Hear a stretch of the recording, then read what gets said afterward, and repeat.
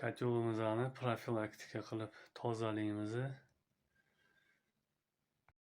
Shu kotel vaqtida tozalamasligi oqibatida mana shunaqa ko'ryapsizlarmi? Patlar, mana musorlar shu vaqtida tozalash kerak. Ichini qaranglar. Ahvol bo'lyapti, mana qaranglar. Kotel ichini qaranglar, ahvolini bir achinarli holda, dahshat bo'lyapti, mana qarang.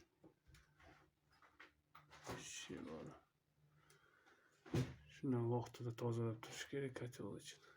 Profilaktika qilib, cho'tka qilib tozalab qo'ysak, ancha yillar bizga xizmat qiladi. Kotel profilaktika qilib tozalanmaganiga ham 2 yil bo'libdi-da.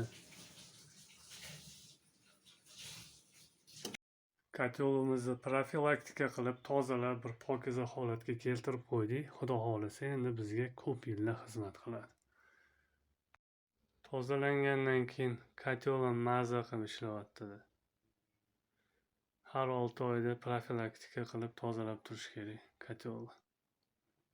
Videomiz foydali bo'lgan bo'lsa, tanish-bilishlarimizni yuboramiz. Butun umr yashab, butun umr o'rganamiz. Bir kichkinani, bir kattani gapiga quloq solamiz. Joninglar sog' bo'lsin.